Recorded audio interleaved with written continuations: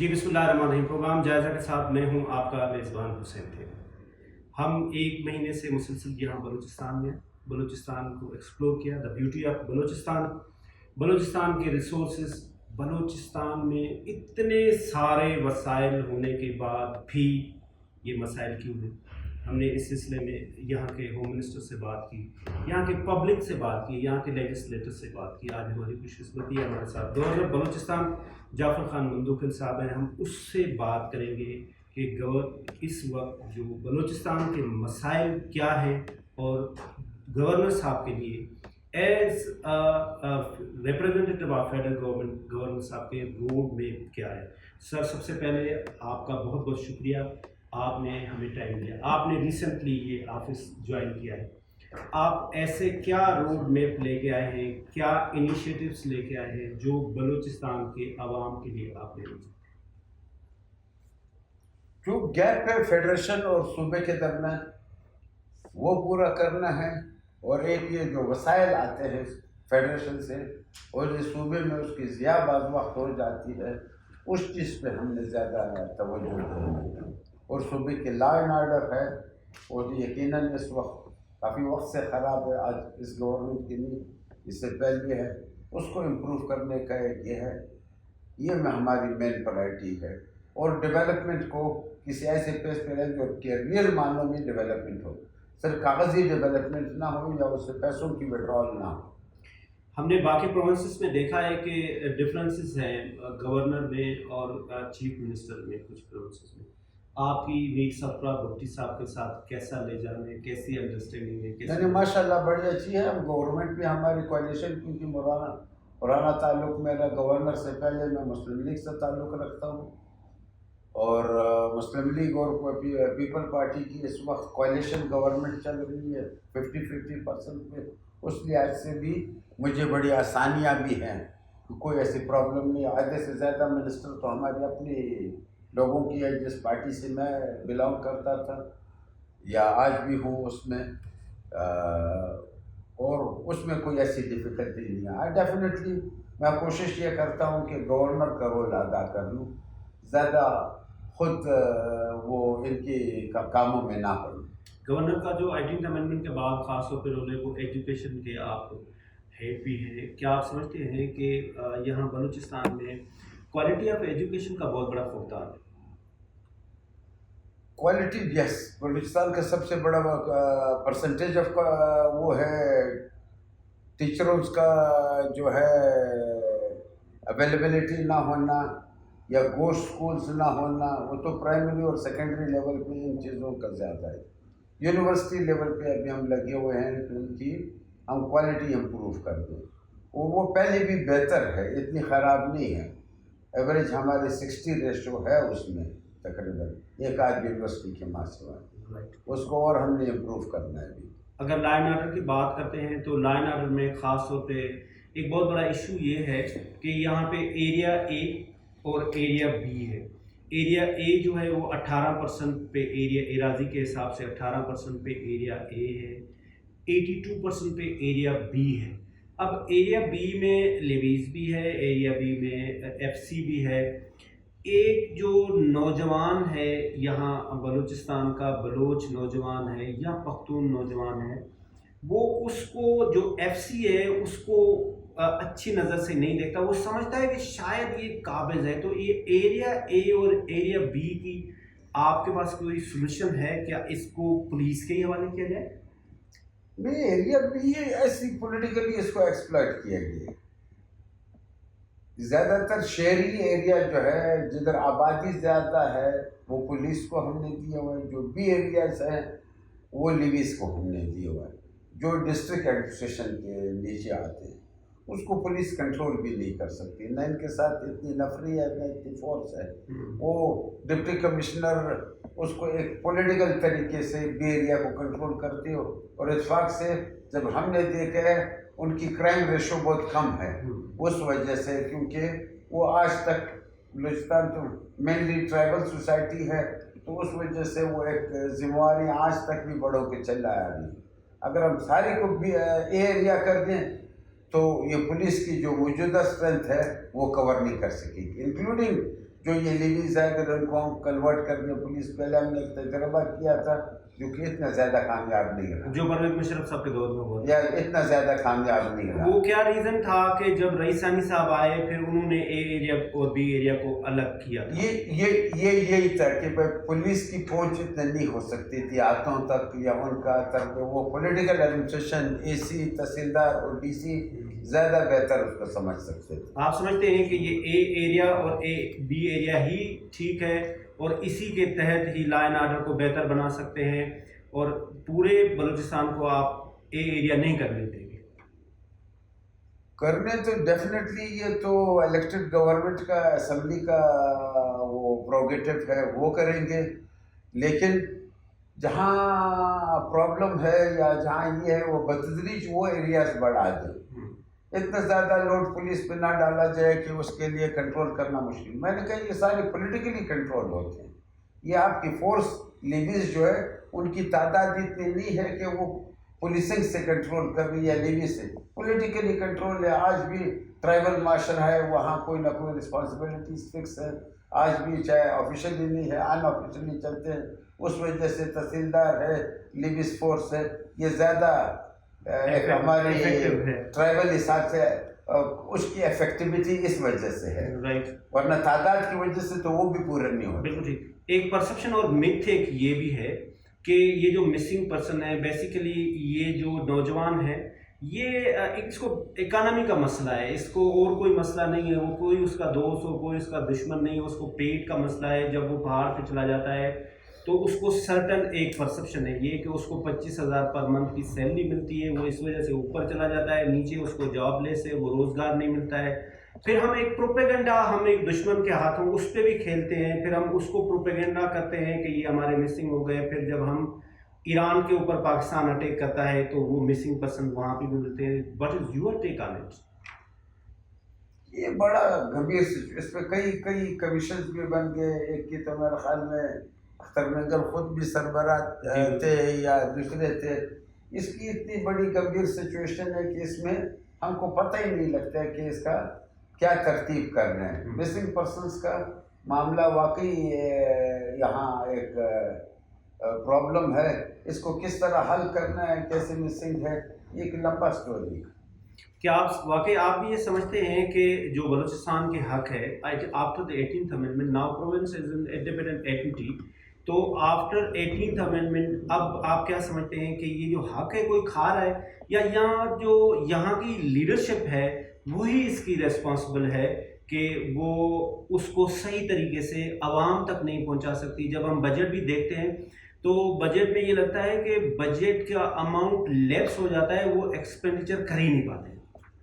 یہاں تک جہاں تک وسائل کی ہے، وسائل کی تو یہ ہے کہ وسائل ہمارا یہ ہے کہ 43% رقبہ ہمارے ساتھ ہے، جو وسائل آپ دے رہے ہیں اس سے یہ پورا نہیں ہوتے۔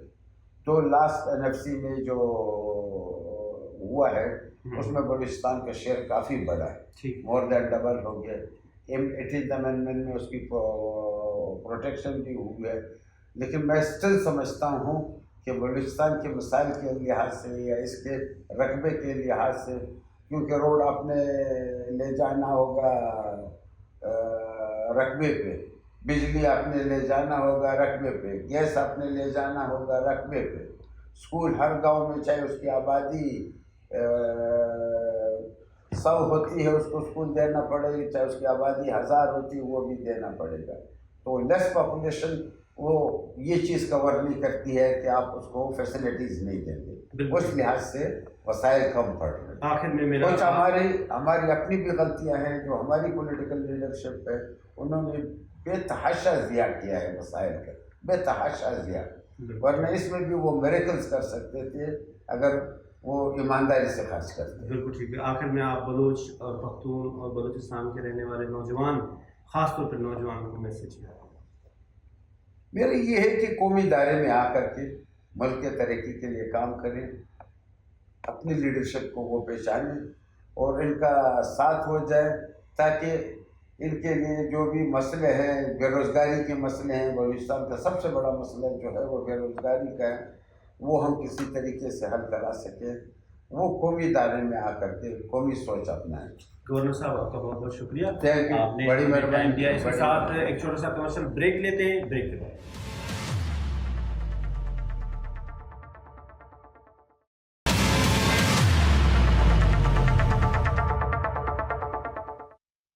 जी वेलकम बैक नाजरीन। हमने ब्रेक से पहले बात की गवर्नर बलूचिस्तान से कि बलूचिस्तान में क्या क्या वसाइल हैं और उसके साथ साथ मसाइल क्या हैं। वसाइल तो बहुत हैं लेकिन उसके साथ साथ मसाइल भी बहुत हैं, लेकिन इनको कंट्रोल करने के लिए, इनको काउंटर करने के लिए हम आज हमारे स्टूडियो में हम बात करेंगे। हमारे साथ कंसर्न फील्ड के लोग हैं जिनसे हम बात करेंगे कि किस तरह से हम इकानमी को बेहतर बना सकें। सर, SIFC के थ्रू जो अभी UAE की इन्वेस्टमेंट हुई, उसके साथ साथ बाकी ममालिक पे इन्वेस्टमेंट के लिए है, क्या आप समझते हैं कि ये जो हमारा थोड़ा सा बैक बर्नर पे चला गया था 18 के बाद सीपेक का क्यों नहीं हम इसको थोड़ा पुश कर रहे हैं कि जैसे उसमें फर्स्ट स्टेप जो था वो $23 बिलियन का जो हमने एनर्जी सेक्टर पे किया, उसके बाद जो नेक्स्ट आना है वो हमारा इंफ्रास्ट्रक्चर है, वो हमारी स्पेशल इकोनॉमिक जोन है, उसमें क्या डेवलपमेंट्स हैं? देखिए मैं आपको बताऊं, यही अनफॉर्चुनेट पार्ट रहा कि हमने सीपैक को एक ज़माने में बहुत ज़्यादा हमारी वो नर्व लाइन थी, लेकिन फिर होता ये है कि हमारी पॉलिसी जो चेंज होती है ना, वो पॉलिसी चेंज में वो बैक बर्नर पे जाता है और फिर प्रोजेक्ट सफ़र करते हैं। SIFC में इसलिए ये नहीं हो सकता क्योंकि इसकी मॉनिटरिंग जो है वो बोथ एंड से हो रही है, civil as well as military leadership से, तो दैट इज़ वाई वो सफ़र किया था। बट अब जो प्राइम मिनिस्टर की, आपका इस सवाल का जवाब दूँ, अब प्राइम मिनिस्टर साहब 5 जून को जा रहे हैं इंशाल्लाह चाइना, तो वो इन्वेस्टमेंट जो है वो इसी मद में ये 13 सेक्टर्स को उन्होंने आइडेंटिफाई किया कि वो सीपैक के ही अंदर उसमें वो लाइन, जिसके अंदर रिफाइनरी है, यूरिया प्रोडक्शन है फ्रॉम कोल, बेस मेटल है और फर्टिलाइज़र के ऊपर है, सोलर सेल और मॉड्यूल्स की प्रोडक्शन के ऊपर बात होने जा रही है, सेल फोन मैन्युफैक्चरिंग के हवाले से बात हो रही है, सिंथेटिक यार्न मैन्युफैक्चरिंग के हवाले से।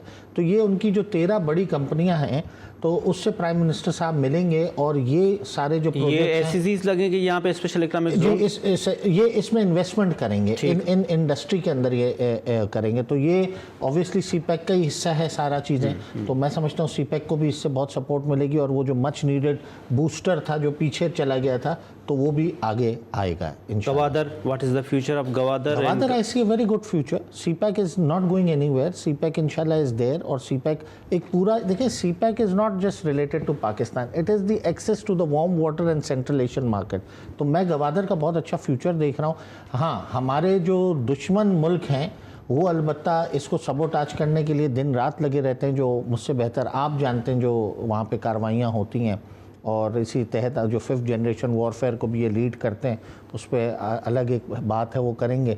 वो अपना अज़ाइम पूरा करने के लिए लगे रहते हैं। लेकिन मैं समझता हूँ कि जो मोमेंटम इस वक्त गेन हुआ है, it will take us forward. Difficult times are there but we are going in a positive direction. Mehar साहब, आप एक सीनियर ब्यूरोक्रेट रहे, आप प्राइम मिनिस्टर हाउस में भी रहे, आपने 3-4 चीफ मिनिस्टर्स के साथ भी काम किया। एक परसेप्शन ये है कि जो हमारी ब्यूरोक्रेसी है ये सबसे बड़ा हर्डल है, ये मामलात सीधा करना ही नहीं चाहते, जिसकी वजह से अभी हालिया वज़ीर आज़म साहब ने एक एक्स्ट्रा ऑर्डिनरी स्टेप भी लिया और FBI और कस्टम के जो ऑफिसर्स थे उन्होंने हटाया अपने ओहदों से। क्या वाकई ब्यूरोक्रेटिकल सिस्टम एक कन्फ्यूजन क्रिएट करने का एक टूल है? नहीं, कन्फ्यूजन क्रिएट नहीं। ब्यूरोक्रेट्स इस वक्त जो डर रहा है वो नेब से डर रहा है, नेब से डर रहा है 100%। और नेब से डर रहा है। जब नेब आई है उसके बाद ब्यूरोक्रेट्स, जब सीनियर तरीन ब्यूरोक्रेट 22 ग्रेड वाला जब समरी फ्लोट करता है, उसमें कोई रिकमेंडेशन नहीं लिखता, सबमिटेड फॉर ऑर्डर्स डालता है किसी की और के ऊपर। जब कोई करता है तो उसको आज तक भुगत रहे हैं। वो लार्जेस्ट इंटरेस्ट कंट्री के भी किया है उन्होंने, और उसके बावजूद वो भुगत रहे हैं। ब्यूरोक्रेट्स अपने आप को सेफ नहीं समझ रहे हैं। इसका हल क्या है? क्या आप चाहते हैं कि नेब का डिपार्टमेंट ख़त्म हो जाना चाहिए? हम चाहते हैं कि नेब के डिपार्टमेंट को ज़रूरत नहीं है, FIA मौजूद है। अच्छा, वही कानून वही मौजूद है, वही सिस्टम मौजूद है, बाय बर्थ पाकिस्तान में आ रहा है, सब उसको देख रहे हैं, उसके साथ चल रहे हैं। आप समझते हैं कि ये नेब एक टूल है जो ब्यूरोक्रेट्स को और पॉलिटिशियंस को सिर्फ पॉलिटिकल विक्टिम बनाने के लिए? वो नेब टूल भी है और नेब एक रास्ता है, उसको मुल्क को नुकसान पहुंचाने में बहुत बड़ा नुकसान इसने किया है, चाहे ब्यूरोक्रेट्स हो, चाहे सियासतदान हो, चाहे कोई और ओहदेदार भी हो। आप भी इसे एग्री करते हैं सर? देखिए, अकाउंटेबिलिटी होनी चाहिए और अकाउंटेबिलिटी पे कोई दो राय नहीं होनी चाहिए। अब वो नैब के थ्रू हो या FIA के थ्रू हो, उसका प्रोसीजर्स होने चाहिए, प्रोसीजर्स डिफाइंड होने चाहिए और उससे किसी को छूट नहीं होनी चाहिए। और अकाउंटेबिलिटी के डर से accountability should be fair and और जस्ट। ये नहीं है कि किसी पे आप अननेसेसरी एक इदारे के प्रेशर से आप करें, तो वो फिर FIA करे या नैब करे, but accountability is a must. Accountability जिस तरह से सर ने कहा कि वो FIA के थ्रू हो जाए तो भी उसमें कोई प्रॉब्लम नहीं है कि वो FIA के थ्रू। ये तो लॉ मेकर्स नहीं बनाई है ना NAB. NAB is made by the legislators, तो ये तो उनका टॉपिक देखने का कि वो अकाउंटेबिलिटी थ्रू नैब करवाएं या वो FIA से करवाएं। ये लेजिस्लेटर का काम है, वो देखे इस पे, बट अकाउंटेबिलिटी होनी चाहिए। उसके आड़ में अगर कोई डिस्करेज हो रहा और काम नहीं कर रहा तो वो भी ज्यादती है, लेकिन अकाउंटेबिलिटी जो मेयर साहब ने कहा, that should be just and fair, it should not be lopsided या वेंजेंस पे बेस्ड नहीं होनी चाहिए।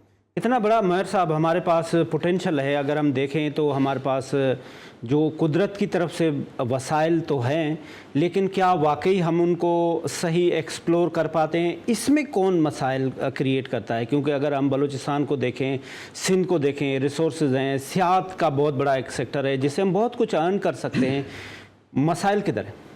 सर, सिंध में चाहे बलूचिस्तान में, पूरे पाकिस्तान में हमारे पास इतनी पोटेंशियल है कि हम अपने मुल्क को अपने पाँव पे खड़ा कर सकते हैं और इतना कमा सकते हैं कि हमारा हर बंदा शाहूकार होगा, कर्जी नहीं होगा।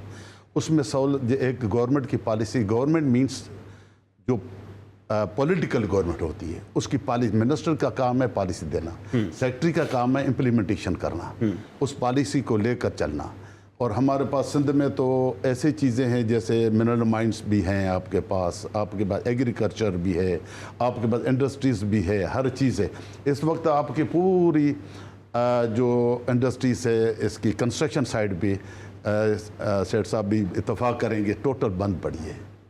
कोई रेट, कोई प्राइसिंग एक जगह नहीं है।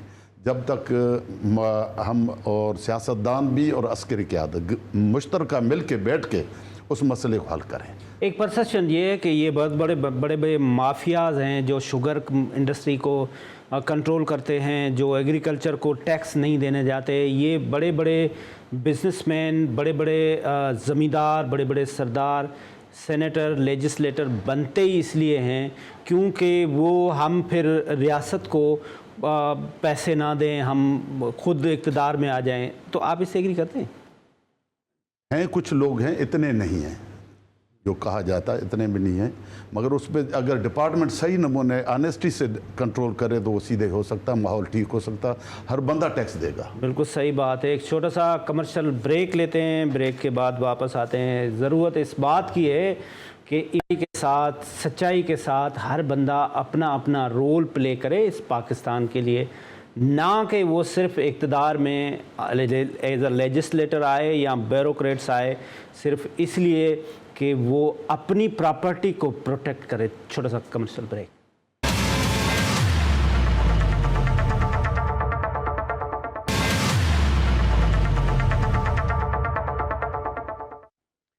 वेलकम बैक नाजरीन। हम ब्रेक से पहले बात कर रहे थे कि पाकिस्तान का पोटेंशियल क्या क्या है, हमारे पास जो रिसोर्सेज हैं वो हम क्यों नहीं एक्सप्लोर कर पा रहे हैं। हमारे पास एग्रीकल्चर की फील्ड है, हमारे पास बहुत बड़ा पोटेंशियल। एक अंदाजे के मुताबिक दुनिया में 3 हिस्सा पानी है और 1 हिस्सा ज़मीन है, लेकिन कहा यह जाता है कि 3 हिस्सा रिसोर्सेज जो है वो समंदर में है, 1 हिस्सा ज़मीन पे है। तो हम ब्लू इकानमी के थ्रू ये सारा कुछ क्यों नहीं कर रहे? हमारे पाकिस्तान में बहुत बड़ा पोटेंशियल है टूरिज़म का। अगर हम देखा जाए तो हमारे पाकिस्तान में बेहतरीन साइट्स हैं, جو ہم سوئٹزرلینڈ سے کمپیئر کر سکتے ہیں سوات کو، لیکن پرسپشن کیا ہے، امیج بلڈنگ کیا ہے؟ جب ہم سوئٹزرلینڈ کا نام سنتے ہیں تو ہم کہتے ہیں واو، پھر ہم جب سوات کا نام سنتے ہیں تو ٹھک کر کے آتا ہے ٹیررزم، طالبان، دہشت گردی. تو ہم وہ امیج کو کیوں نہیں کریٹ کر پا رہے ہیں؟ ہمارے پاکستان میں بہت بڑا پوٹینشل ہے ریلیجس ٹورزم کا. ابھی ہمارے ساتھ ہم ایک ورکشاپ پہ تھے تو وہاں پہ ریلیجس منسٹر پنجاب اروڑا سنگھ صاحب ہمارے ساتھ تھے. وہ بتا رہے تھے کہ کتنا بڑا پوٹینشل ہے کہ سکھ ہمارے پاس آئیں، لیکن ابھی کیا ہے؟ ابھی یہ ہے کہ سکھ صبح کو آتا ہے، اس کو یہ پرمیشن ہے، وہ شام کو چلا جاتا ہے. جب وہ آئے گا، ٹھہرے گا، ادھر کھائے گا، یہ بہت بڑا ٹول ہے آپ کے جو ریسورسز ہے اس کو جنریٹ کرنے کے لیے.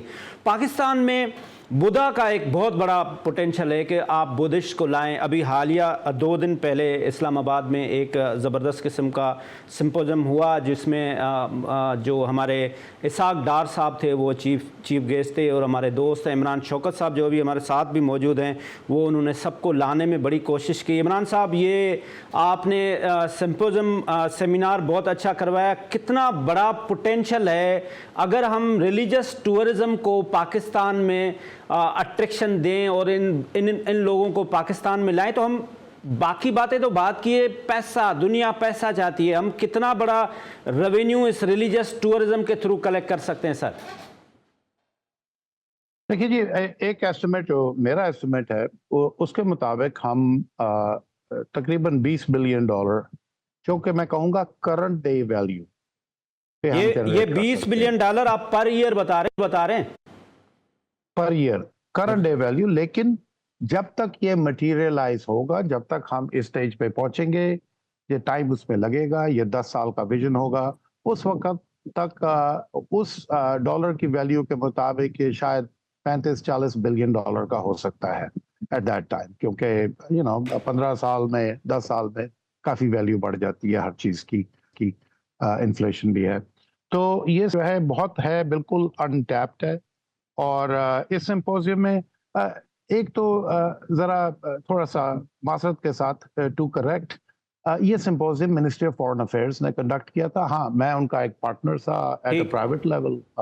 لوگوں کو بھی مدعو کیا، دوستوں کو بلایا، اور منسٹری اس لیے زیادہ اس میں اب زور دے رہی ہے، اور بڑی خوشی ہوئی کہ منسٹری نے فنکشن کیا، کیونکہ ہم کوئی 10 سال پہلے میں شروع ہوا تھا ایمبیسڈرز کے ساتھ، مختلف ایمبیسڈرز کے ساتھ ان کے ملکوں میں یہ ایفرٹ کرنا. تو ماشاءاللہ سے آہستہ آہستہ اب یہ ہمارے نیشنل ایجنڈا میں ایک چیز. اچھا، ڈیلیگیشن کی جو ملاقات ہے وہ پرائم منسٹر صاحب سے بھی ہوئی، اور پرائم منسٹر صاحب کے آفس سے ایک بیان بھی آیا کہ ہم اس کو انکریج کرتے ہیں اور یہ لوگ آئیں پاکستان اور ہم ان کو سپورٹ کرتے ہیں. آپ ایز اے ٹورسٹ اسپیشلسٹ، آپ کا بزنس بھی ہے، آپ یہ سمجھتے بھی ہیں 1 2 3 4 کیا ایسے انیشیٹو ہیں جو امیڈیٹلی گورنمنٹ آف پاکستان کو لینے چاہیے جس سے یہ ریلیجس ٹورزم بہتر ہو سکتا ہے؟ سر، اس سے سب سے پہلے جو کہ میں نے اس سمپوزیم میں بھی کہا، اب میں بہت ڈائریکٹ بات کروں گا، جو اس سمپوزیم میں ہمیں فوکس کرنا پڑے گا. جو کچھ ہم سمجھتے ہیں ٹورزم کے لیے وہ سچی بات ہے، میں نے پروف کر دیا کہ وہ غلط ہے. جو کچھ ہم کوشش کر رہے ہیں، وہ کہتے ہیں نا کہ 80% آف دی ایفرٹ جو 20% رزلٹ دیتی ہے وہ ہم نہیں وہ کرنے لگے ہوئے ہیں، اور جو 20% ایفرٹ 80% رزلٹ دے گی وہ ہم نہیں کر رہے. مطلب اس سے کیا؟ میں نے پہلے کہا کہ فوکس کرنے کے لیے آپ کو یہ دیکھنا پڑے گا کہ پاکستان کی کون سی کیٹیگریز ہے ٹورزم پہ جن پہ ہمیں کانسنٹریٹ کرنا چاہیے. اب اس میں ہم نے پچھلے 40 سال سے، جیسے آپ نے بھی ذکر کیا، ہم پاکستان کا کوٹ ان کوٹ سوئٹزرلینڈ کی سین پیش کرتے ہیں کہ ہمارے پاس بڑی خوبصورت پہاڑیاں ہیں، بڑی زبردست ایڈونچر ٹورزم ہو سکتی ہے. وہ اتنی اربوں خربوں لگا کے پچھلے سال گلگت بلتستان کی گورنمنٹ نے رپورٹ کیا کہ ان کے پاس 11,000 ٹورسٹ آئے تھے، جو کچھ بھی نہیں ہے. ٹھیک ہے، اچھی بات ہے، کچھ بھی نہیں ہے، لیکن میں کہتا ہوں چلے اچھی ایفرٹ ہے، کچھ نہ کچھ تو آیا.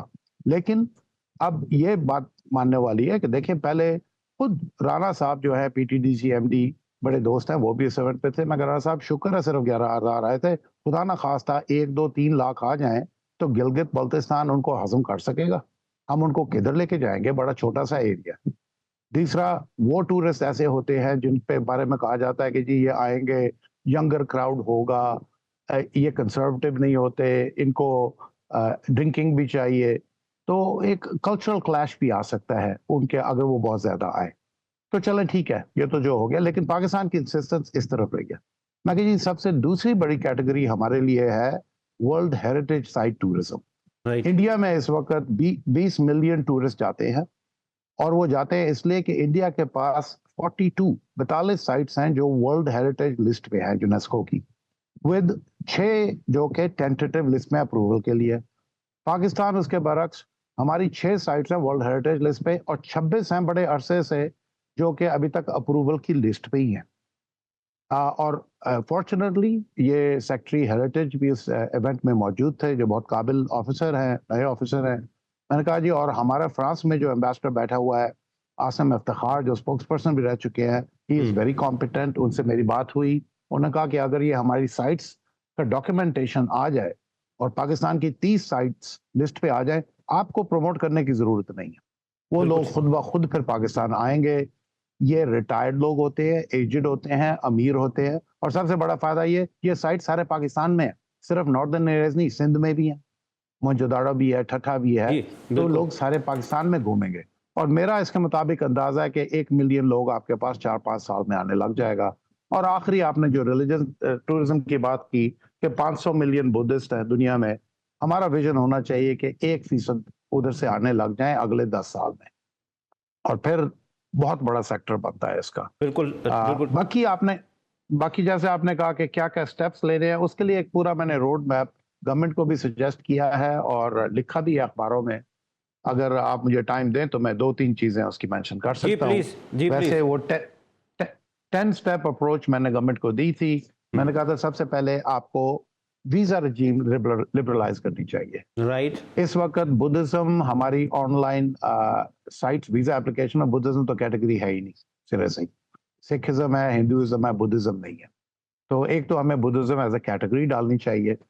हम अभी वही बात है कि हम सिखों पे जरूर इंसिस्ट करते हैं, हमारे और भी ऑब्जेक्टिव्स हैं, लेकिन सिख जो है ना वो दुनिया में कितने होंगे, 30 मिलियन हो जाएंगे, ठीक हो गया जी। और उन पे इन्फ्लुएंस भी है हमारे हमसाए का कि आ सकते हैं कि नहीं आ सकते। बुद्धिस्ट एक न्यूट्रल कंट्रीज में बैठे हुए हैं 500 मिलियन, ठीक है जी। तो वीजा रजीम लिबरलाइज करें, 1 ईयर मल्टीपल एंट्री वीजा उनको दें जो आने के लिए तैयार है, दूसरी दफा अप्लाई करें 2 year welcome, make them welcome. Number 2, हम गंधारा ट्रेल्स ना बनाएं, हम इनको ना बताएं कि जी बुद्धिज्म आपको कहाँ जाना चाहिए, कहाँ नहीं चाहिए जाना चाहिए। मेरे पास इस वक्त भी एक मंक ठहरे हुए हैं जो इनॉग्रेशन में आए थे, पहले भी आगे ठहरे हैं, और मुझे काफ़ी अब समझ आ गई है कि वो मुख्तलिफ जगहों पे जाते हैं तो मुख्तलिफ मंक्स को मुख्तलिफ एनर्जीज फील होती हैं उस साइड से। फिर वो चाहते हैं कि वहाँ पे हफ्ता ठहरे अपने पैरवियों के साथ।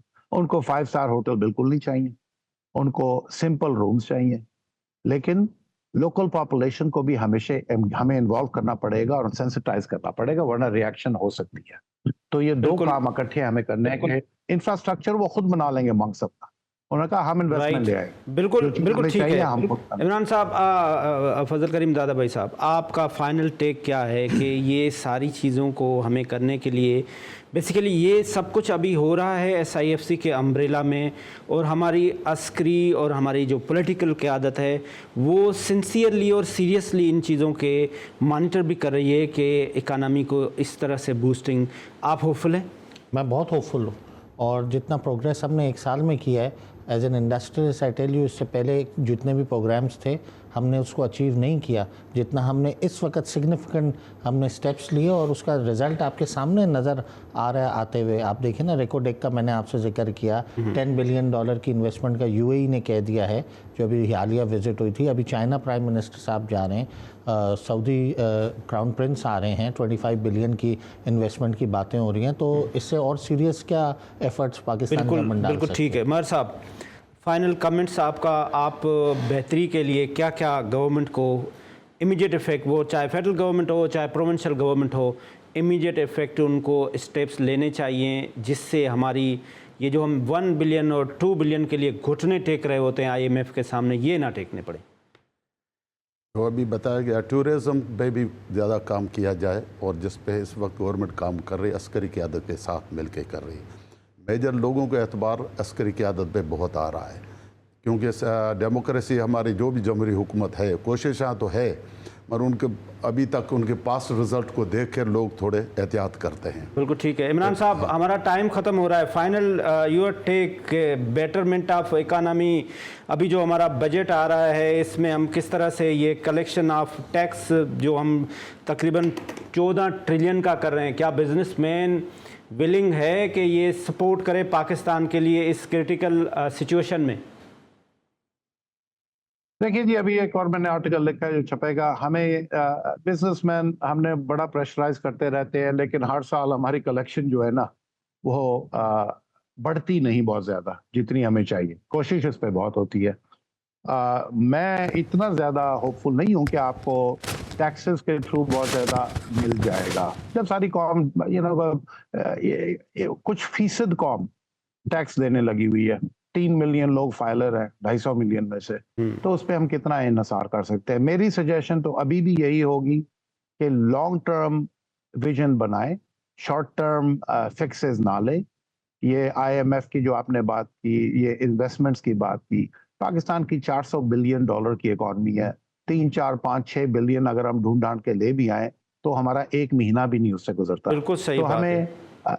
मैं अपने जो सीनियर तज्जियाकार बैठे हैं इनकी बात बिल्कुल सही है, जो हुकूमत कर रही है बिल्कुल सही कर रही है, जो अस्करी हुकूमत कर रही है वो शॉर्ट टर्म के लिए बिल्कुल सही कर रही है।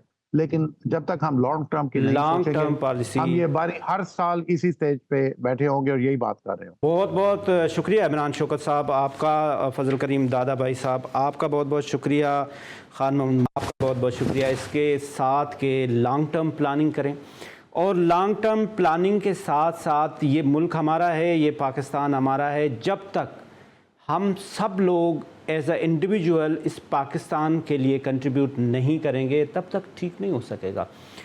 मैं as a TV anchor, as a camera man, as a businessman, as a philanthropist, as a politician, as a अस्करी क़यादत, सबको सर जोड़ के इस पाकिस्तान के लिए बैठना पड़ेगा। बहुत बड़ा पोटेंशियल है पाकिस्तान में, जिस चीज़ में हाथ लगाएं उसमें बिलियंस एंड ट्रिलियंस का पोटेंशियल है। लेकिन ज़रूरत इस बात की है कि सिंसियरिटी के साथ हमने लॉन्ग टर्म प्लान करना है और पाकिस्तान को दुनिया का इकानमी का सुपर पावर बनाना है। और उसमें कोई शक नहीं है कि पाकिस्तान नहीं बन सकता है, पाकिस्तान बन सकता है। सिंसियरिटी, सच्चाई एंड लॉयल्टी विल हो। खुदा हाफिज़। पाकिस्तान जिंदाबाद।